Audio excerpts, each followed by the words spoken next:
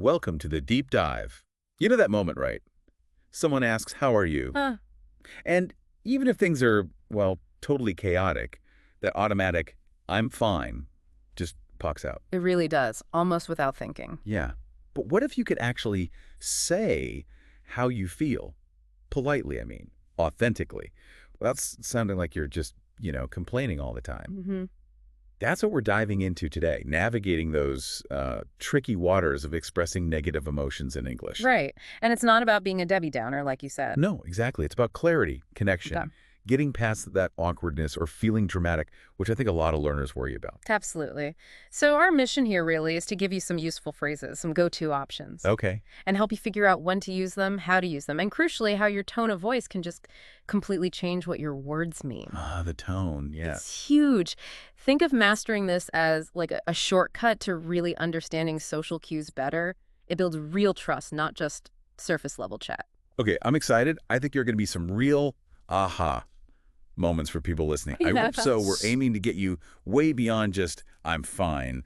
Introduce some of these soft phrases you mentioned, and even let you hear, like how the exact same words say, I'm not okay, can sound totally different depending on the feeling behind them.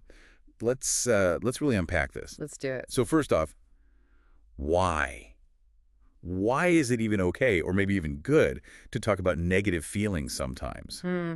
That I'm fine reflex is so strong, isn't it? It is. It's deeply ingrained for many people. But what you gain by sometimes not saying I'm fine is honesty, clarity. Okay. When you express something negative thoughtfully, and that's the key word, thoughtfully, it's not really complaining. It's about being clear, but still respectful. Vulnerability is strength. You sometimes hear that phrase. Exactly that. It signals trust. You're showing the other person, look, I trust you enough to share something real, even if it's not super positive. It actually breaks down barriers. That's interesting because for some listeners, maybe depending on their cultural background, that might feel wrong or impolite. Like you should always keep a brave face. Oh, absolutely. There's a huge cultural component.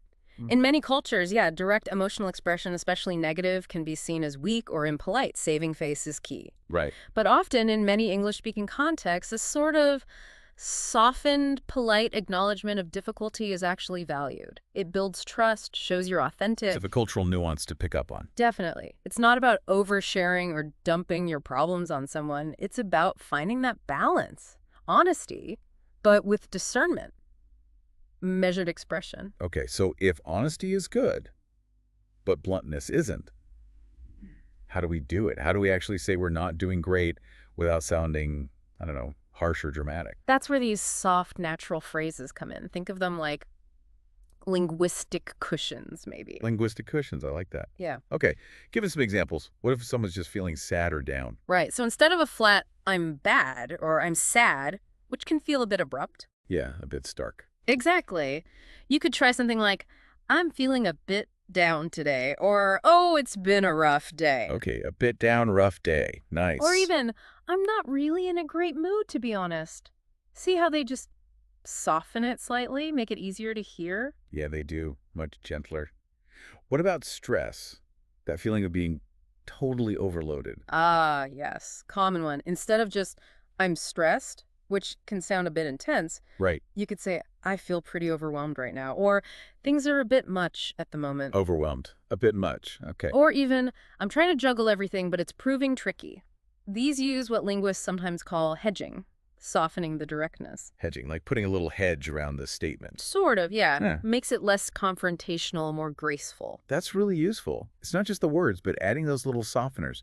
Okay, what about annoyance or frustration when something genuinely gets under your skin? Yeah, tricky one. Instead of something sharp, you could try, that really annoyed me, actually, or I wasn't too happy with how that went. Okay. Or a good general one is, I'm a bit frustrated, to be honest.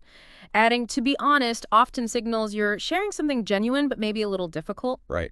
The point of all these is that they let you be truthful about your feelings, but without sounding overly emotional or like you're blaming someone. It's that balance again, truthful, but socially aware. Okay, that makes a lot of sense. Yeah. But like we touched on earlier, the words are only, what, half the story? At most, sometimes. Because the way you say them, that changes everything. Let's really get into this power of tone.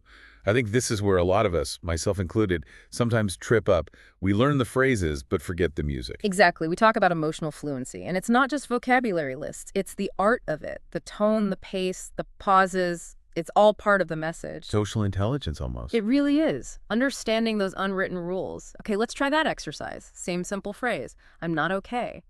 But listen to how the feeling changes just with the tone. Try saying them after me, if you can. Okay, listeners, try this. First, imagine you're talking quietly to a close friend. You feel safe, it's personal, quiet, reflective tone. I'm not okay. I just feel kind of low. Okay, now, different scenario. You're annoyed, Hmm. maybe after a disagreement. There's an edge to your voice. Hmm. Annoyed, slightly sharp tone. No, I'm not okay. That really upset me. Big difference. And finally, imagine you're just completely snowed under, stressed, overwhelmed, maybe talking a bit faster. Stressed, overwhelmed tone. I'm not okay. There's just too much going on. Wow, yeah. You really hear it, don't you? The words didn't change, but the feeling, the message, completely different. That is the absolute core of emotional fluency, it's how you say it. You can convey so much nuance, even with simple words, just by paying attention to your delivery. It's like when someone says, I'm fine, but you know they're not fine. Exactly. Your brain instantly reads their tone, their body language, everything but the words sometimes. Okay, so let's see this in action. Can we do a quick dialogue, put these ideas together? Maybe a friend notices you're quiet. Yeah, perfect. Let's try that. You start. Okay. Hey, you seem a bit quiet today. Everything all right? You okay? Sighs lightly. Honestly, I'm a bit stressed. Work has just been completely overwhelming lately. Oh, I get that. Do you want to talk about it? Or would you rather just kind of switch off for a bit? Maybe later, if that's okay. Right now, I think I just need a bit of a break from thinking about it. Thanks for asking, though. I appreciate it. Yeah, of course. No pressure at all. Just know I'm here if you do want to vent later or need anything. Thanks. That means a lot. Okay, end scene. That worked well, I think. Did you notice how the response, honestly, I'm a bit stressed, was direct but softened? Yeah.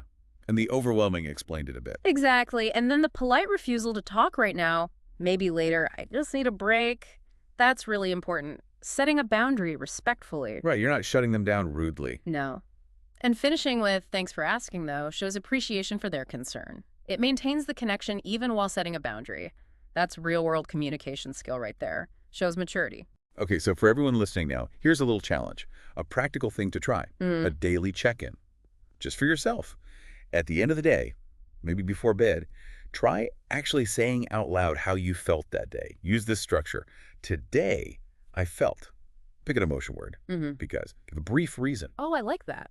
Simple but effective. Yeah. So it might be, today I feel tired because I stayed up too late finishing that report. Or, today I was annoyed because the train was delayed again and it messed up my morning. Exactly. It's just about noticing and naming the feeling.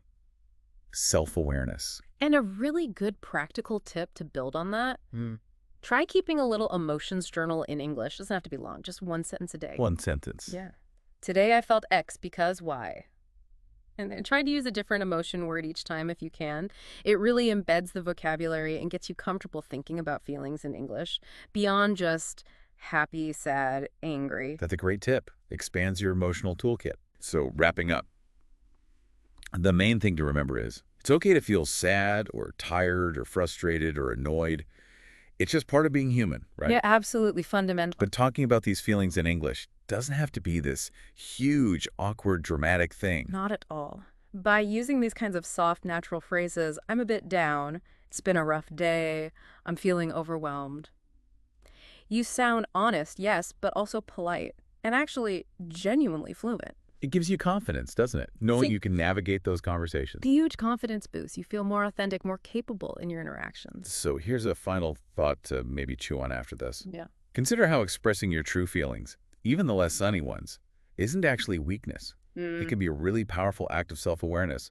And maybe surprisingly, it can build stronger, more real connections with people. It lets you show up as, well, you. Authentically you. That's the goal, isn't it? It really is. And actually, that leads us nicely into our next deep dive. We'll be looking at the flip side. How to express positive emotions. Things like confidence, joy, excitement with that same fluency and impact. Ooh, looking forward to that one.